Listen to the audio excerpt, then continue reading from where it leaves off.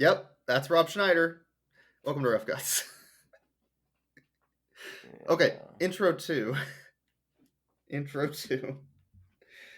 I had to ask you about the vomit. It was important. Of course. Okay. Hey, you remember 45 episodes ago? We did a movie. No, not really, actually. Okay, let me refresh your memory. It was a movie called Cop Dog, right? Mm-hmm. And we, being young and stupid, made a joke about entering the Schneiderverse. Oh, is that when we talked? Did we talk about the Schneiderverse in episode 1? In Cop Dog, I wrote it on my paper. Fuck, right here I at know the top about of my entering the paper. Schneiderverse. I just didn't remember that was actually in episode 1. I wrote Rob Schneider and circled it on the top of my paper. We always talked that we would enter the Schneiderverse, but I didn't actually think that we had. No, talked that was about the it beginning. That was the beginning. We never followed through on that. No. Until now. It's a Christmas miracle. Dogs, they're coming. They're coming your way. They'll be here soon. That's me, Dog 18927. Him! I want him! Good choice, buddy. Here you go. See, you wouldn't want to be you. Hey! See you later, sucker. Freedom never felt so good. And that's when I met the Parker family. Stop! You never spent any time with friends. Yeah, I know. Who's down there? Hey, hi, kid. There. You're my new partner. Watch with amazement. Is that a ball? As I make this ball vanish. What? Why would you hide it? Ta-da! Merry Christmas. Who knew 70 was a new 40? I need you to help me save Shelby. Here's what we're gonna do. Jake, I knew you could do it. That's what friends are for, right? Have you seen this dog? Life isn't ruined. Trust me, I've been involved in more than one Christmas disaster. Best Christmas ever. Merry Christmas! No. Fuck you. Add that to the count. I'll add that to the count. We have a literal fuck you count for this movie. Mostly, okay, Yeah. so the reason why it's not really a fuck you, it was a shut the fuck up count, because this movie reminded me of one other movie more than anything else, and that is that it reminded me very, very much of Show Dogs. Show Dogs, yeah. Which was a movie at one point where we went and Kate McCushie's character in that movie says, all right, let's observe a moment of silence. And I remember both of us simultaneously going, oh, thank Christ. No, it was an audible, invisible relief. Yes. Oh, yeah. Because that movie was so incredibly painful because everybody talks like this. So all the time people were like, so what are you doing today? Is things going to the track? Are you going to the... Like, the actors after every scene in that movie had to be like... taking a huge deep breath to like not pass the fuck out, and that's what this movie feels like. It was a film that would not let its audience breathe. No. And that's also this movie to some extent until it runs out of steam near the end. Yeah, like so it just gives up. It stops rapid firing, but not because they wanted to, but because they realized, wait, I don't know how to. Do we say anything else now? What do we say in this scene? Is there something we should say? Right? Are we done? Yeah. Okay, we're done. Okay, we kept a count. We kept 2 counts, technically. There's a dog getting pet count. Yeah, I forgot the pet counter. And I started the pet counter 2 episodes ago, and then I forgot about the pet counter during Beverly Hills Chihuahua because I was so angry. None of those dogs deserve to be pet. That also, honest. Yeah, all those dogs are also horrible monsters that No. didn't deserve anything. So there's a pet count, and then there's a shut the fuck up count. Yes. Where we audibly said, shut the fuck up to the screen.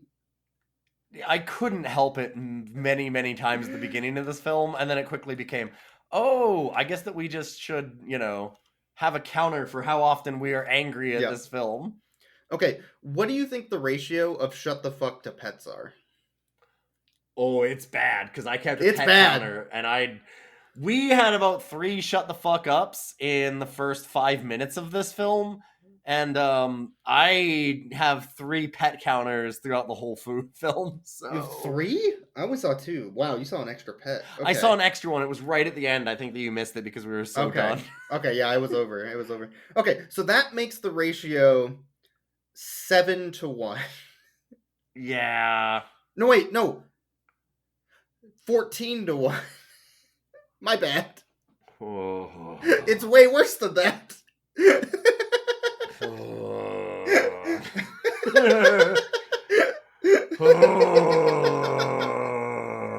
There are 14 shut the fuck ups for every dog that gets pet in this film. We call that the golden ratio. Okay, I have a question. The though. golden Hold up, Christmas actually. ratio. Hold up. I might have to add an extra pet. So this is a technical question. I'm going to put it to you and maybe to the people that are out there listening to this. Does massaging a dog's colon count as a pet? Because if that counts, I have to add 3 more to the pet counter. That does not fucking count.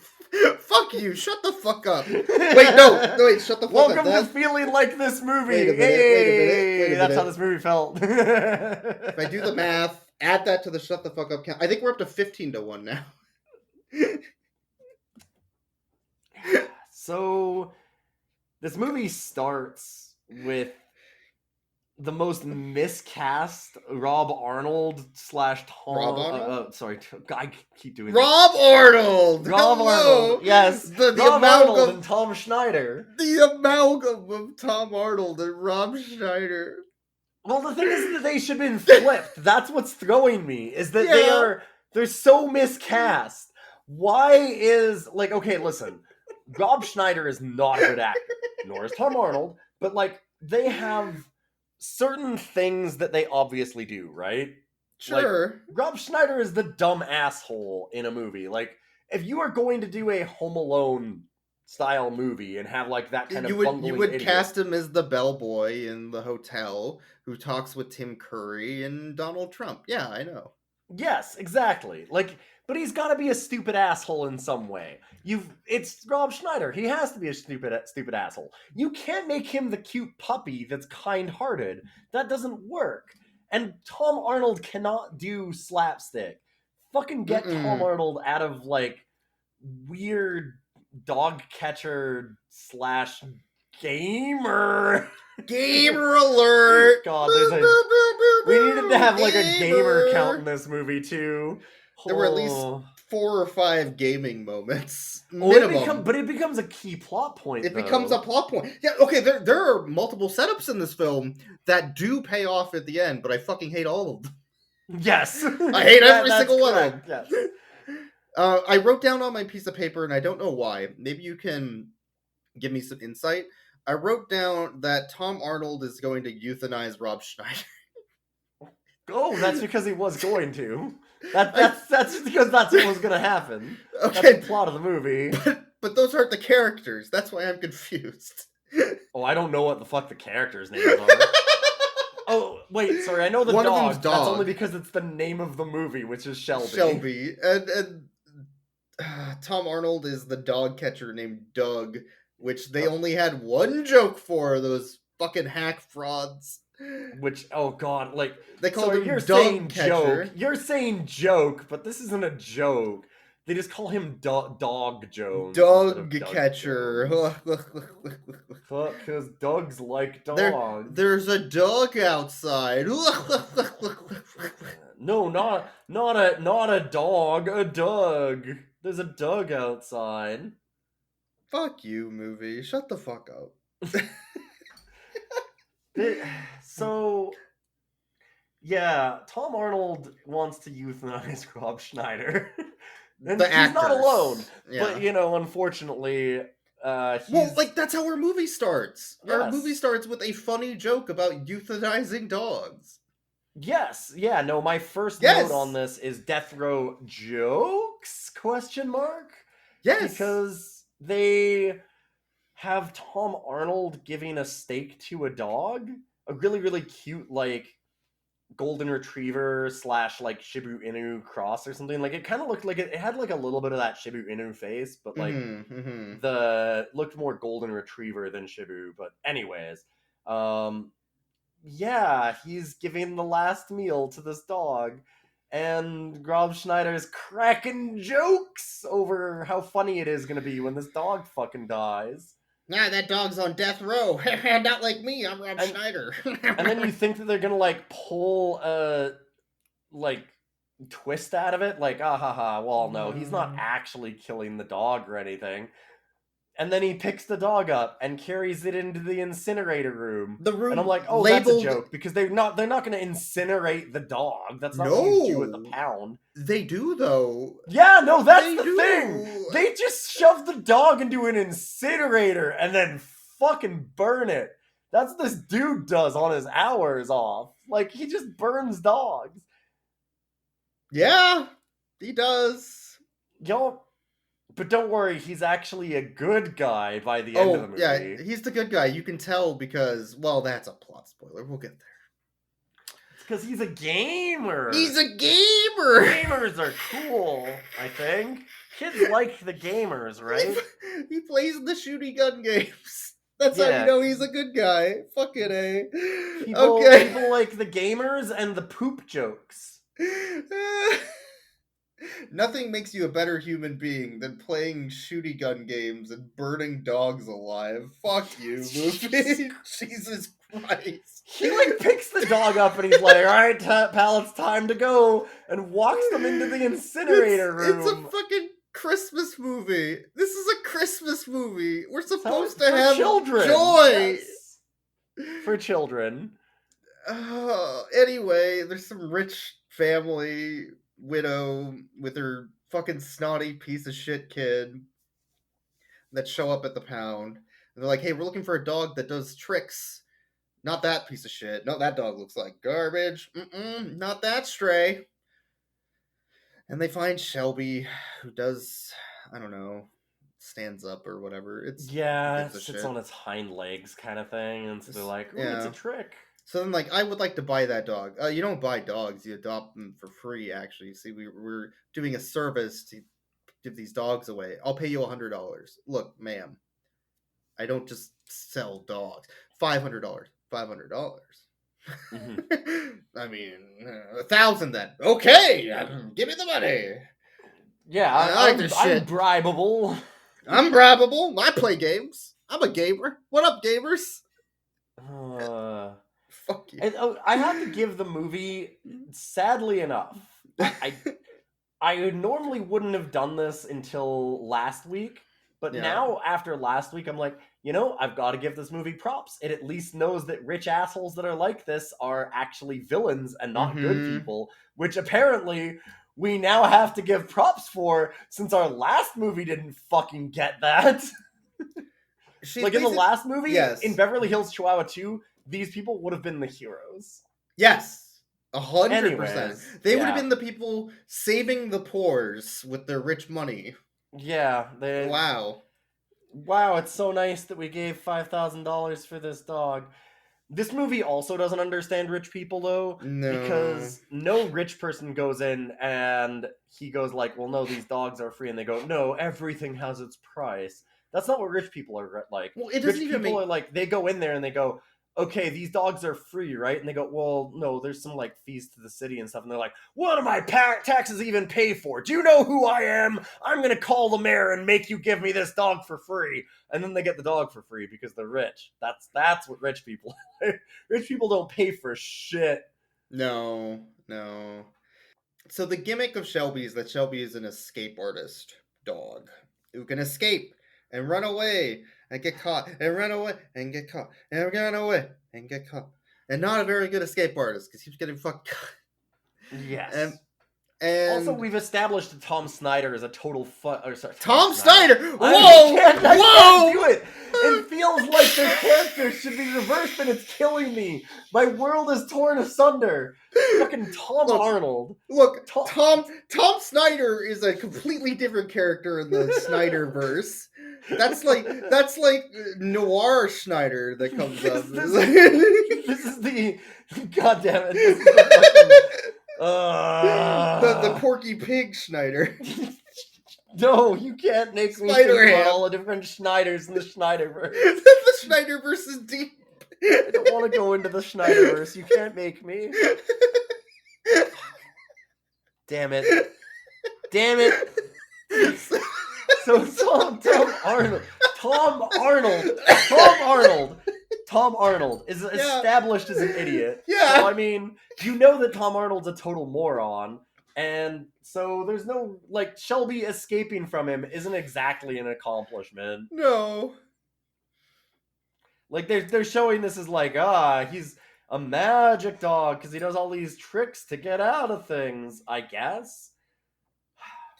This movie's supposedly about, like, a magician kid and him doing a magic trick on Christmas to get his dog. And, wow, it is... This is not even the only movie we've seen with a magician kid. No. I want to point that out. But, okay, so how do we get from escape artist dog being sent to the pound over and over again so that they can incinerate the dog alive and create ashes from its corpse? And nice family Christmas adventure. The dog gets hit by a car. Of course. That's you how. Hit the dog with a truck first before you incinerate it. You need to also run into the dog with a truck. This dog actually gets up immediately from being hit by that truck, by the way, and is just totally fine. Oh, yeah. You can't kill Schneider that easily. Are you kidding me? If we could have gotten rid of Schneider that easily, someone would have done it years ago. Yeah. So the dog gets hit by this truck. The guy driving is like, oh, I need to take that dog with me home. I think I heard it. And takes it home. Yeah, instead of, like, taking it to the vet or something, he's like, oh my god, I hit this dog with my car. All right, time to take the carcass to my house like some kind of prize. Okay. I don't know. Like, what the fuck? And he then... just throws this limp dog in the back of his pickup truck and drives it, like, loose, like, knocking around as it's horribly injured, mangled from his truck in the back. Like... It kind of fucked up when you think about it. Yeah. Kinda. Nobody in this movie acts like a person. One person.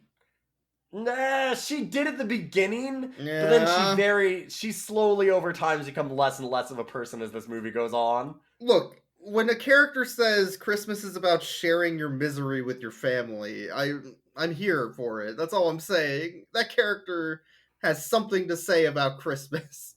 I mean, fair enough. She did have that line. That's the mom that we're going to meet. So this is the dad of all the children of this movie. And then, like, when he stops his truck, immediately Shelby gets up and is actually fine, I guess. Whatever. Runs off and hides in their house. I don't know. Yep. So, Wine Mom is drinking wine and telling her kids about life and Christmas. And how miserable it is to sit at home and cook a turkey for your family, because that's a lot of fucking turkey, and it takes a goddamn long time, kid, and I need another glass. Yes, and you might think that we're making, like, a really bad joke and calling her Wine Mom. I'm pretty sure that's her name in the credits, because I know that the rich woman is in the credits simply as Rich Divorcee. Yep. Yep. So during all this, though, there's multiple kids around. There's main character kid, who I don't know. We'll call him Magic Kid. His main gimmick is that he gets bullied constantly, which is fair because he's Magic Kid. Have you ever tried to do a magic trick? You will get bullied endlessly by kids. Holy shit! If you brought it like a disappearing coin box to the schoolyard, you're getting dunked in a toilet. That's what happens. Oh, absolutely! Yeah. That shit. The first thing any magician makes disappear is their dignity. Yeah, what doesn't make sense is that it's the gamer bullying them. A little bit. That's fair, yes. Because that gamer also needs to be bullied. Especially this gamer. Oh, this gamer deserves to be bullied. Yeah. Oof. Please So bully all gamers. Bring back bullying, but only for gamers. yeah, reminder to bully your gamers, folks. Oh, so we have Gamer Kid, who's gaming all the time. You can tell. Private Barracuda, we're gonna do the Code Orange. I need you to huddle down, and we're gonna shoot the terrorists, okay? While holding his phone. Yeah, well, wearing headphones that are plugged into his laptop, but then picking up his phone as if it's the controller. Gaming. And then there's spoiled shit, which is one of the girls, who is like completely spoiled from her. I guess it's their uncle, but it's her. Yes, everybody her in this movie is spoiled to hell, though. And she always gets bought things like iPads and whatever. And then there's also little girl who can't act who has tea parties. Okay, that's not helpful because, listen, nobody in this movie can act. Come on. Yeah. But those are the 4 kids, right? So yes. Well, there's also a fifth. There's also a fifth person, but they're not a child, even though I think they're supposed to be. Let's not talk about the 20-year-old. We're not going to talk. What? We're not going to talk about the 21-year-old that's hitting on the 14-year-old gamer? No, I don't think I want to talk about that. I think we're good now, actually. I think we're good. So, Magic Kid is always showing off really expensive magic tricks to his friends and the other kids. He doesn't have friends, actually. That's a running joke, quote unquote. Also, that he doesn't have friends. Ha, hilarious. Yeah, but the gamer kid is super popular. This movie doesn't understand children. No, or gaming, actually. No. I love... So, and when we say he has, like, super expensive magic tricks, they bought him, like, the guillotine, like, cut a woman in half trick, and, like...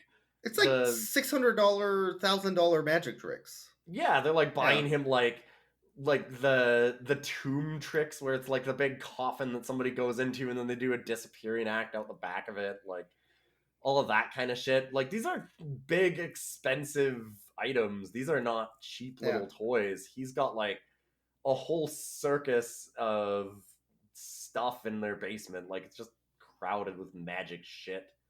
So he shows off the guillotine by saying, okay, what we're going to do here is we're going to chop the head off of the 1%, and I need you to find a rich person.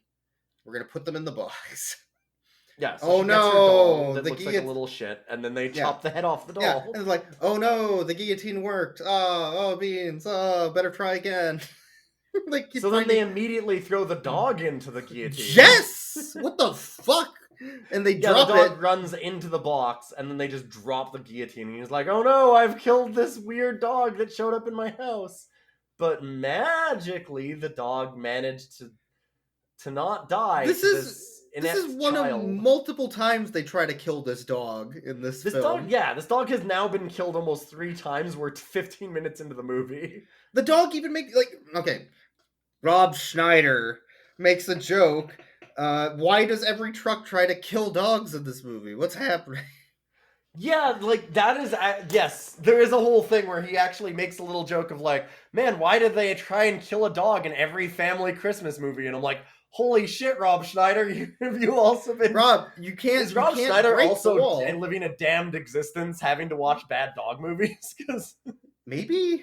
Like, he seemed like he knew that real well. You can't do that, though. You can't mention the truck trying to kill the dog in the films, because that ruins the Christmas magic of running into dogs with your truck. Yeah, you can't actually do it in the movie when you do the thing in it. You can't. Oh my god. Okay, so the dog's in the basement being hid by the magic kid who almost murdered him with a guillotine. And he's trying to hide that dog from his mom, who's Wino, because Wino is deathly afraid of dogs from trauma that she had in her childhood where a dog attacked her. Does she say that? I think so. Oh, I didn't remember hear why she was afraid of dogs. I just didn't care enough, I think. Yeah, I think that's it. So she has trauma, right? Legitimate, actual, real trauma. Yeah, she's got a big phobia of the dog. Like, Yeah. The idea, and Steven, Uncle Steven, God, why do I know the names of these You know that guy's name? Shit. Yes. All right. Well, because he was such a dude. He's a loser. Sucked so much. In a movie with Rob Schneider and Chevy Chase, Oh, we didn't even get to Chevy Chase? Stepped up and was like, "No, I will be the worst one." It's pretty incredible. Oh yeah, because Uncle Steve shows up with his dog Thor, which is, just the actor on all fours with the leash. It's just Christopher Hemsworth on all fours with a leash. It's just Hemsworth and on all fours with a leash. Christopher Hemsworth colon. Wait, no, hold up, this is going in bad places. So they give Hemsworth some laxatives. They give Thor and then they call laxatives. It the Aristocrats. God.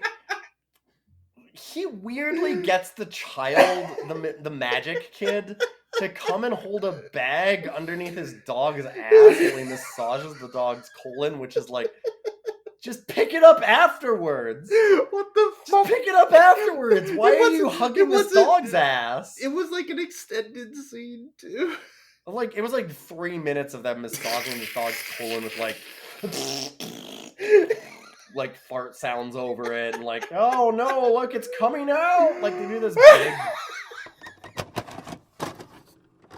I've just resigned myself. What's going on, Big Wheel?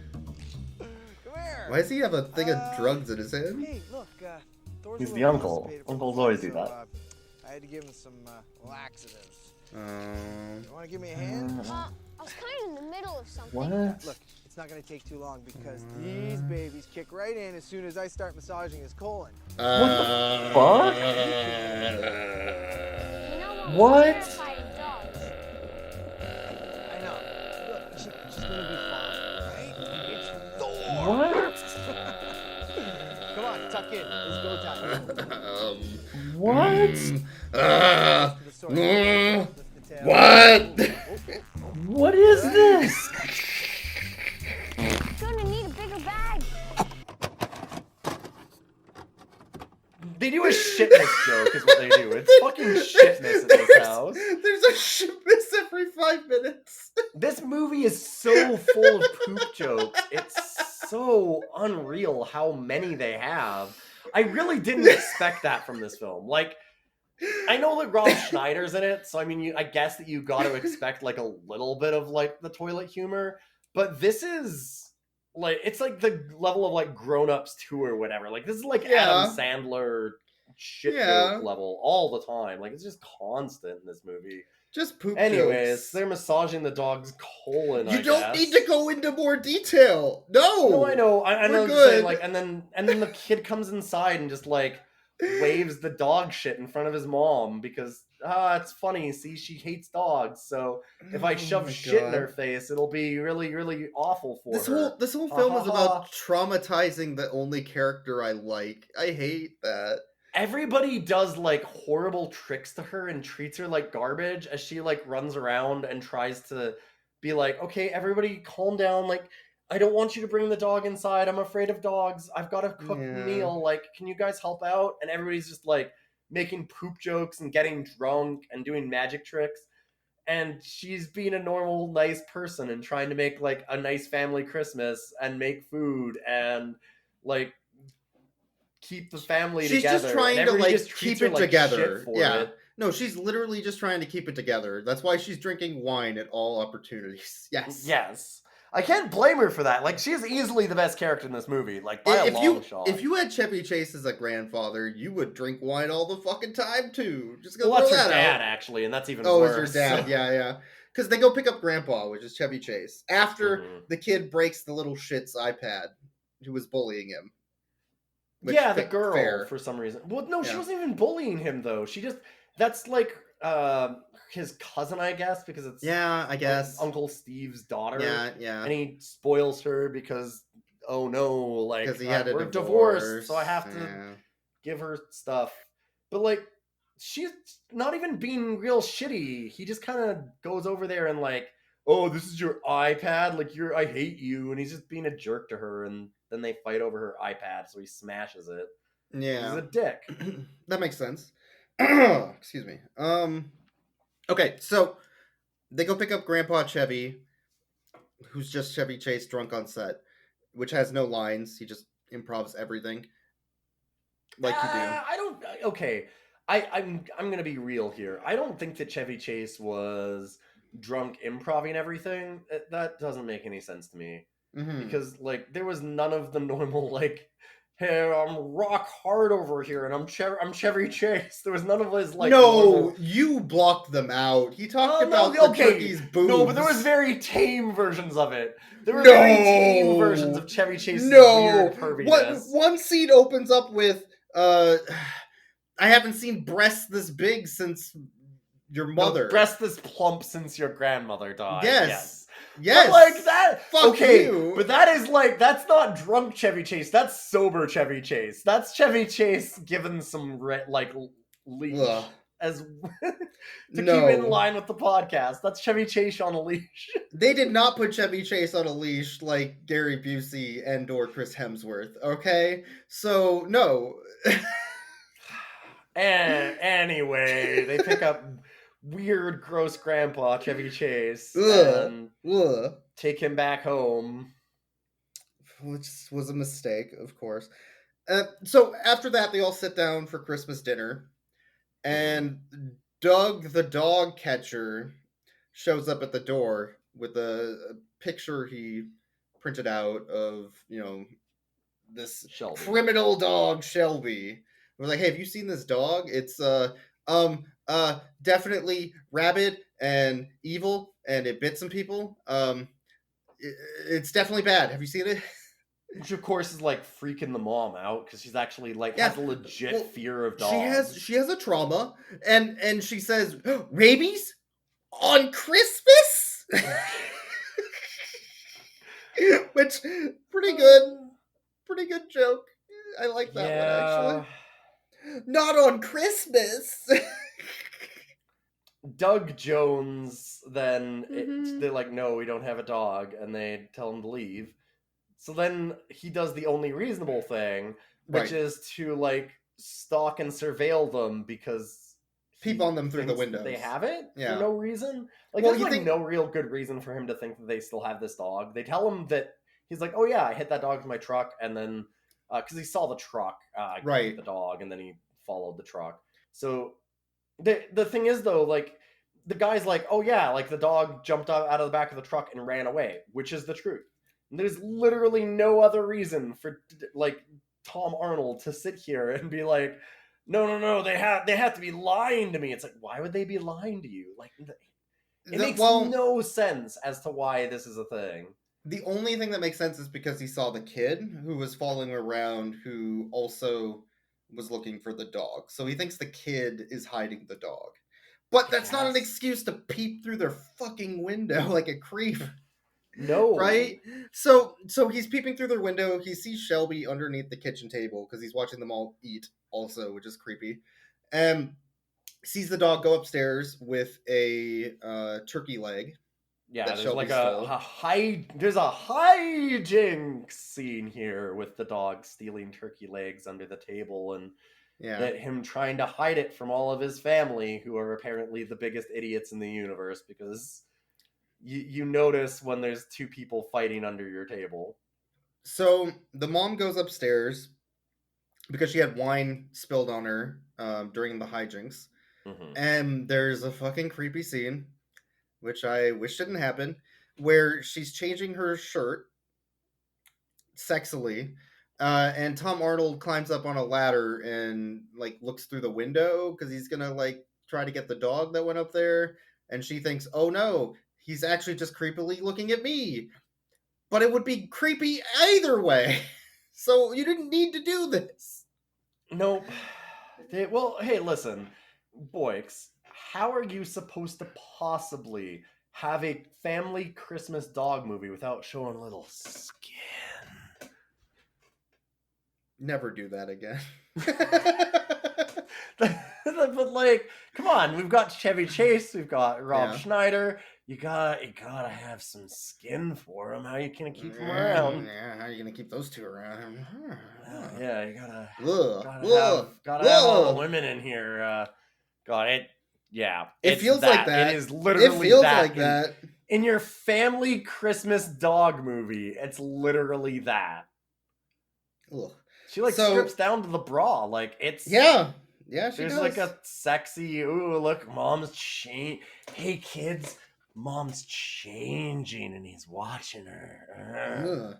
So like, they why would you do that in this movie? They confront the dog catcher at the door. He's like, "Look, I was looking for the dog. I saw the dog. Your kid knows there's a dog. All right, anyway, bye." Oh yeah, let's just close the door and act like never happened. That never happened. Yeah, they never yell at this guy. They never really address call it. the cops on him. They never punch him or tell him to leave. They're just kind of like, "Oh, that's funny, I guess. Go away, please." And then the family sees Shelby anyways, because Shelby wasn't hiding at that point. Yeah. And the other dog noticed Shelby, and they were running around after each other to play. That other dog, Thor doesn't have a mean bone in Thor's body. At all. No. They try and pretend that this big like Thor, what kind of a dog is Thor? It's like a pit bull mutt or something. Yeah, it's kind of got like that pit bull or like that face anyway, face. but it's like got it's like a droopy face, but it's a really big dog. Like it feels it's way bigger than it's so happy and friendly and wouldn't hurt a fly. Oh no, this dog is like all it wants is a nap, and they're trying to like they have Shelby, who we didn't discuss as being a really cute little beagle. Oh yeah, there's so many cute scenes when Rob Schneider shuts the fuck up, and that never happens. Rob Schneider never shuts the fuck up, so I disagree with you. Never happens. There's like 5 seconds of Shelby without Rob Schneider talking over it. There's so little in this movie. That's one of the biggest problems. Is everybody just goes, so then the next scene, and then this happens, and then so I was out the dog poop, go breasts. Oh, I haven't seen breasts plump ever. Like that's how the dialogue in this movie goes. It's just so rapid fire. There's no time to breathe at all. At least for the first half, like you said, until it runs out of steam, and then they don't know what anybody. They just give up near the end. Yeah. Yes. But anyway, no. Yeah, like the. Oh God, I can't even remember where we were. Okay. So Shelby and the other dog are running around. They ruin Christmas. Yeah. So we were talking Christmas. about Thor. Yes. Yeah. So Thor's chasing Shelby, but chasing is like the loosest possible word because you can tell that this dog is just like, what's this little dog here? It looks cute. Maybe we can snuggle while I sleep because all I want to do is sleep. Like it's just like one of those big sleepy dogs. Rules. I love Thor. Thor's great. So, but they run around, they ruin Christmas, they knock over the tree, etc., etc. And the family calls back in Doug, the creepy pervert dog catcher, to take Shelby away. That's the only solution to have, right? Let's call the weird creepy guy that was peeping on your mom 5 minutes ago. He'll get rid of this dog for us. I bet he won't. Listen, this weird creepy guy will take care of this dog properly. He certainly won't throw it in an incinerator alive and burn it to a crisp like some on weird Christmas. On Christmas, who would burn a dog alive on Christmas? You wait until New Year's. Yeah. So they. Oh God. Okay, so they let the dog go with the dog catcher because the mom's like, I really can't have a dog. I have trauma. This is actually a thing. Like, for real. We need to Which is 100% legit. Yeah. Like, I just and now she's the bad guy. This isn't a joke. If she legitimately has a phobia of dogs and is having trouble getting over it, don't get a dog. Like, she's not a bitch for doing... Like, they're making it like, oh, mom just needs to get over herself. And it's like, no. Like, but she does have a scene a little bit afterwards where she's talking with Chevy Chase, who's a piece of shit. Yes. I feel like I need to say that every time I mention Chevy Chase, who's a piece of shit. Where she's talking about him, he's like, I can't believe it. My whole life ruined by dogs. And we're like, that's the podcast. We did it. That's the podcast. Wait, is she also cursed? Is she also watching these movies? Oh my God. Which Chevy responds by putting Thor next to her, making Thor lick her face with teeth showing, and traumatizing her even more. Yeah, everybody's just like, oh, see, are you actually afraid of dogs? Here, let's see. Throw a dog at her. Like, Her whole family is assholes. She Yes. needs to leave every single person. Like, they're all monsters to her. She's the only person that's a reasonable human at any point in this film, and they all treat her like incredible garbage for it.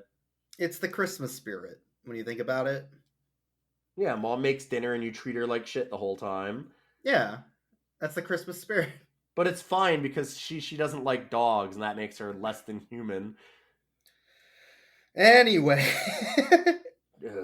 So the 4 kids decide that they're going to help break Shelby free eventually with some bribing. And they come up with a plan to get Gamer Kid into military gear with face paint, and Magic Kid, and annoying 10-4 as shit. code orange. We're gonna hot, go. Yeah, annoying as shit. Fucking spoiled brat and Tea Party Kid.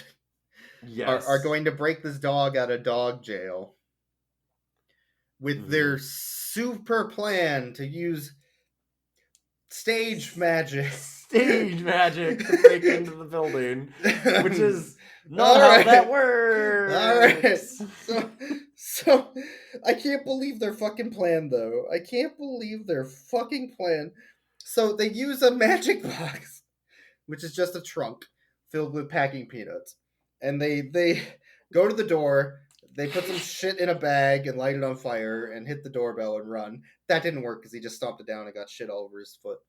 So the next time they bring the magic box full of packing peanuts and what else was in there? I think it was just packing peanuts. It's like a huge fucking box. Okay. It was just, And there was more thing, in there, but you don't see it until later, because that was how they smuggled in the other child, the young child. Yeah. Tea Party child is in this trunk with a toy. When you say magic box, we are talking about like a chest. Like an 1800s era chest.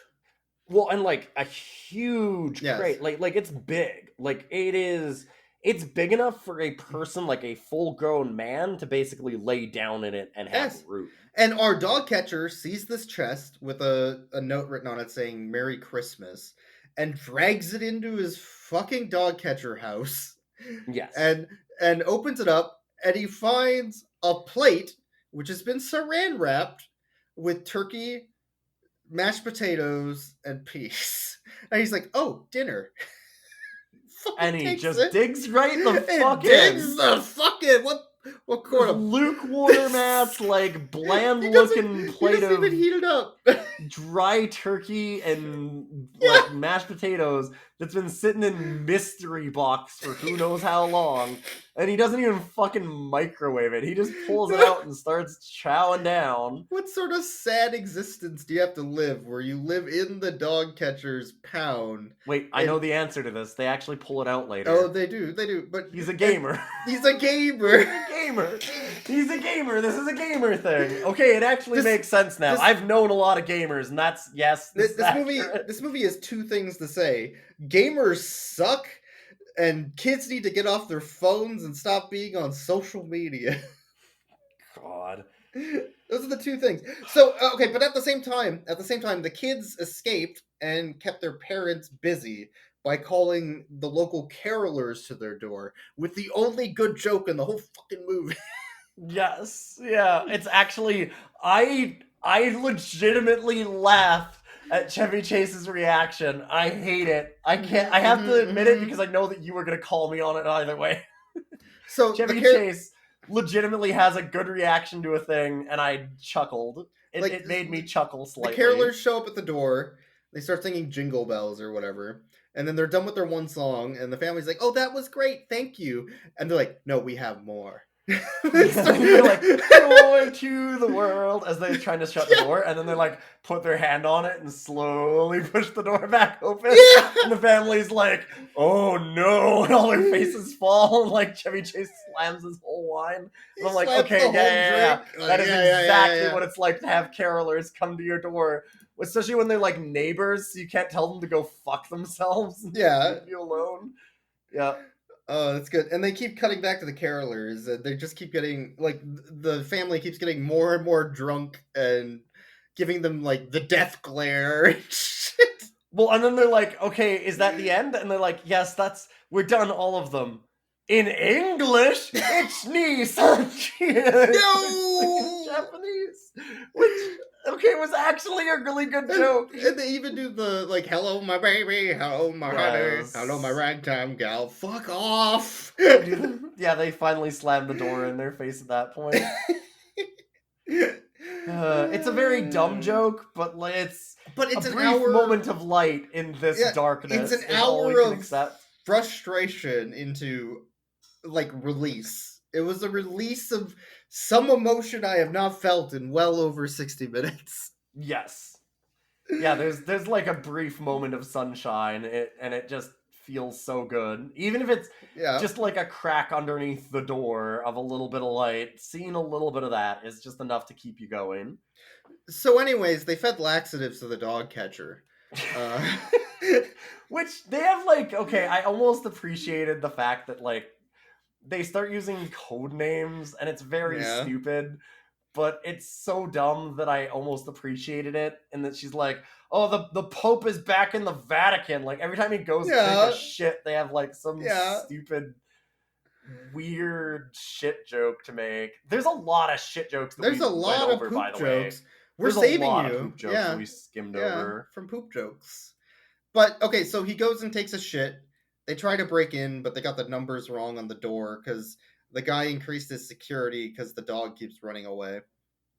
And he's got, like, voice print and fingerprint scanners and everything. Like, spy shit, basically. Yes. So they can't break in, so the kid's like, I'll just go in through the back door instead. And he uses stage magic to go through a fence. Yeah, they just put up a blanket on the fence and he walks through it and goes, aha, see, I did a trick. And it's like, no, but that's not... Stage magic is literally a trick, exactly. That's the point. You can't trick a fence that you didn't do anything to. That's not how that works. You don't believe in Christmas magic. That's your problem. You need to believe in the magic of St. Nicholas, right? Hey, boy. I remember the song. I remember the song. Okay? It starts out with, you better watch out, you better watch out, you better watch out, you better watch out. Otherwise, Tom Arnold's gonna burn your dog alive. So, we get back to Tom Arnold, who also, by the way, there is a ticking clock here because he gave a last meal to the dog before he goes to fucking burn it in the incinerator alive. I'm just gonna throw that out there again. That's true.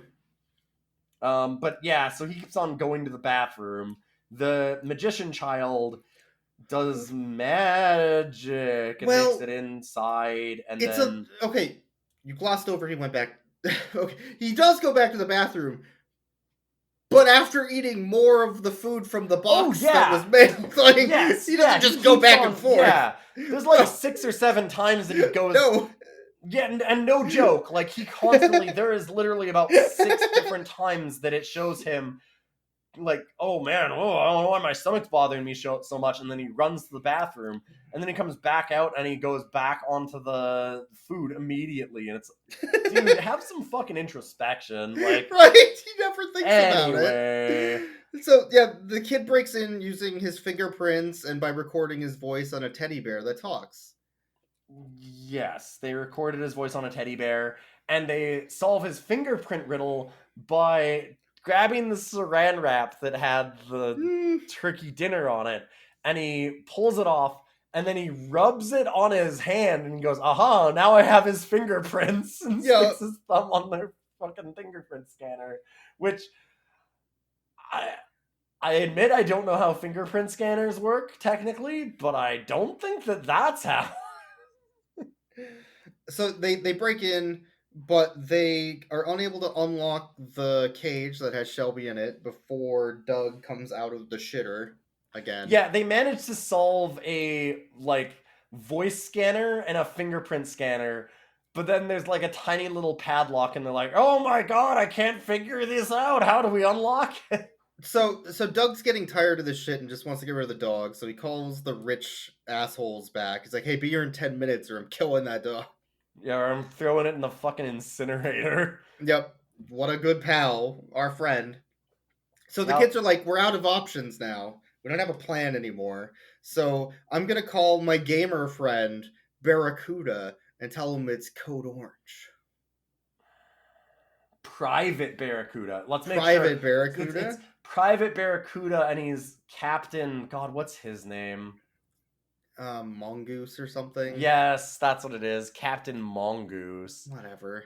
And so the rich asshole shows up and starts like threatening the dog because Shelby won't do tricks, because Shelby is like, fuck rich people. Fuck this. I'm not dealing with this shit. I'm not doing tricks for you. What do you think I am? A fucking animal? And Tom Arnold sees the code orange on his phone. Dun dun dun! He's a gamer! He's a gamer! He's gaming, folks! Yo, what's poppin', gamers? Oh man, yeah, he pulls out a good 42069, the gamer words. And then he 360 no-scopes the rich bastard. Yes, and saves the dog. He 360 no-scopes them with a lecture about don't hit dogs and be friendly to animals and don't incinerate them. Yeah, he gets on a real fucking high horse here. He takes a $5,000 bribe to steal this dog and then give it to this woman, or he was going to incinerate it alive. Yeah. And then the kids, when they're like, "Oh, you're actually a gamer. I like gamers." He goes, "Yeah, you're right. Hey, lady, why don't you treat dogs better?" And starts yelling at her. Yeah, for like not gamers. treating the dog good enough, and for like, and then he goes, "Why don't you donate this $5,000 to charity, huh?" And I'm like, "Why don't you donate? Yeah, fuck you to charity." So, but Shelby runs away again into the incineration room with small child who has tea parties. And they close the door and lock it. And the kid's like, "Hey, you need to open up the door so we can get Shelby out of here before they like try to put him in a cage again." And she's like, "Oh, don't worry, Santa saved him." "What do you mean Santa saved him?" "Oh, I threw him in the incinerator and turned it on." Yes. Well, and okay. Here's it was an automatic incinerator technically, but they're making a lot of this into like, this is a big plot point in this movie, as loosely as I can say that. As much as there is a plot in this movie at all, this is the big plot moment. And they're going to pull out some bullshit for it. But I'm really upset about it because what the fuck? Like, so Tom Arnold is already not going to incinerate this dog. Yes. Tom Arnold is already on their side. He's going to give them the dog. They can take the dog. The dog's fine. And they kill it anyway. But then they're just gonna do this anyways. They're just gonna, because they throw it in the incinerator. But here, spoiler alert! I'm gonna spoil something that happens 10 minutes later. It's a magic trick. You see, the point wasn't to kill the dog and give your child who is watching this movie trauma. Again, they've hit the dog multiple times and faked its death. The point was to make the mom who's scared of dogs because of her trauma feel guilty and accept the dog into their family, thus increasing her trauma. I guess, like, maybe that was the point, but it felt like it was supposed to be that they were still trying to rescue the dog from Tom Arnold, and the only way that they knew to do that was to pretend that the dog was dead. Right, but we had the way already just established that Tom Arnold was no longer going to do that and was actually just going to give them the dog. But the kid's a piece of shit and made a deal with Chevy Chase, which you should never do. Oh yeah, no, the literal devil, Chevy Chase. To fake the dog's death. He came to Chevy Chase, and Chevy Chase was sitting on his dark throne. Yes! Flames writhing around him, and he goes, his fucking throne of lies. What do you offer me in exchange for this dog's soul? Do you have plump breasts on display? Do you have a woman I can ogle? Ooh, God. I'm Chevy Chase. Everybody loves me. That's why they didn't hate me on Community, unironically. That's why I wasn't the person that they made fun of on Community. No. I'm not talking about in the show Community. I'm talking about in the green room. Everybody in that show fucking hated Chevy Chase, and he thought it was their character they were hating. No, they hated Chevy Chase. Anyways, so she throws this dog in the incinerator, and then everybody pretends that they have massive trauma from this because holy shit, they just burned a dog alive. Yeah. Like, these children burned a dog alive, and yes, Merry Christmas, everybody. Your kids burned a dog alive. Here you go. And he goes back home and he's like, I'm so depressed because I watched my young sister burn my dog alive. And I don't believe in the magic of Christmas anymore. Mm-hmm. Except I was fucking with you. Yeah. I believe in magic and Christmas, and your trauma's valid. Yeah, I feel like they're trying to have this as like a good, funny moment. Like, oh, it's a good, fun moment. See the kid pull the trick. But it's like, holy shit, this is a horrible trick to do to anybody. This is so evil. I don't know what the magic of Christmas is, but I don't think it's burning your dog alive as a joke. No. To trick your mother who has major trauma into suppressing that as best she can so that she doesn't feel guilty about having, like, denied her child a dog that he thought was dead. Like, that's fucking awful. Because then they give him a giant, like, magic trick as his last present for Christmas, and it's like the big... by the way, a coffin! Yes. Assholes. It's like the magician's tomb trick. Like, these are all classic magician's tricks. But you don't give a kid whose dog got incinerated in a fucking fire a coffin. Well, except that it's all a trick, so it's actually just to be shitty to mom. The only person that was actually good in the film. You know what? There's a good reason she's drinking wine at these fucking Christmas... yeah, no, if this happens every year, I swear to dog. This mom needs to just run away from these people. They're all horrible, abusive monsters. So, anyway, then he pulls aside, like, he's like, oh, look, there's nothing inside. And then when you tap on it, oh my god, it's my doggy. It's a Christmas miracle. And the mom's how did I get here? How did I guess that happen? I have to do the really hard thing for me and, like, try and get over my horrible phobia of dogs because I would be a bad mother if I let my child that had all this obvious trauma from his dog being almost killed. Because she's a bad person. That's what they're trying to say. She's gonna do everything in her power to try and make her child have a better life. And her child is gonna abuse that maliciously. And so is her parents. Yes. And so is her dad, and so is her husband, and so is everybody else who's gonna treat her like shit. And your brother and everyone, Yep. Well, that's the Christmas magic when you think about it. The Christmas magic is sharing your misery with your family, which is really what this movie's about. Being miserable with the people around you.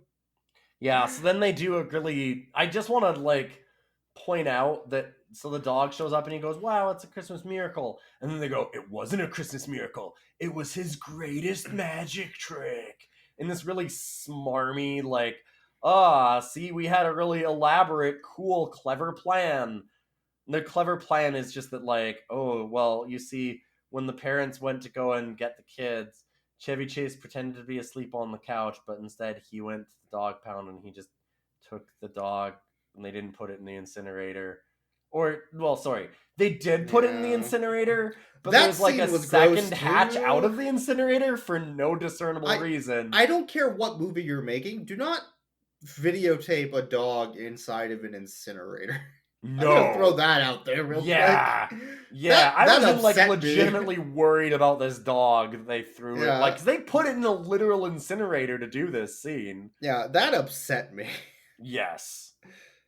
But, okay. Yeah, Chevy Chase goes to, I guess, an extra secret back door to the incinerator that they somehow knew was there and grabs the dog, I guess. Clever. See, it's a clever ruse. They tried to kill this dog way too many times, but it doesn't make sense. It doesn't make sense because it does have the voice of Rob Schneider, but nobody in the film can hear that dog. Nobody knows it's Rob Schneider. Why else would they be trying to kill this dog if they didn't know it was Rob Schneider? It doesn't make sense. Like, if they knew, yeah, I'm on board. Let's do it. I don't care. Hit him with a truck, throw him in an incinerator. That makes sense. This is just a cute puppy. It's cute. I feel that Rob Schneider must have paid to be in this movie. I don't think they paid Rob Schneider. I think that he paid them. The reason why is because his character is super extraneous to this film. It's pointless. Yeah. There is literally no reason for this to be a talking dog. If you muted every scene that has Rob Schneider talking in it and just had the dog sitting there doing dog things, this movie would be the exact same movie. Yes. And it would be way Except cuter. it would be better because it wouldn't have Rob Schneider talking in it. Yeah.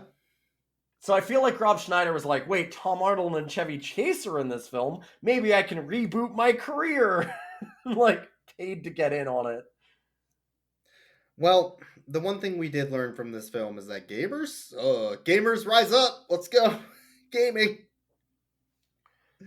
Well, that and that apparently, gamers can also get it, apparently, since the, 21-year-old woman really wanted to get with the yeah, they did end on that, huh? Yeah. They did have that. They did. That's gross. Yeah, they actually ended on that, too. Yeah. Oh, Ugh. God, I forgot about that. It was like them dating.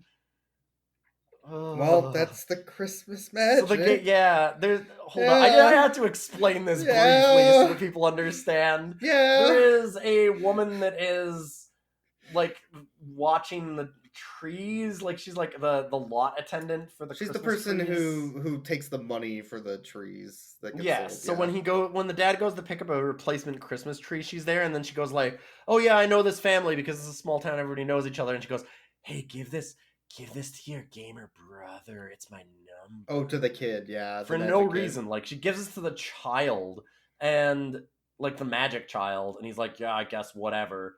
But at the time, I was like, wait, she seems way too old to be after this kid. Because this kid's, 14, the gamer kid.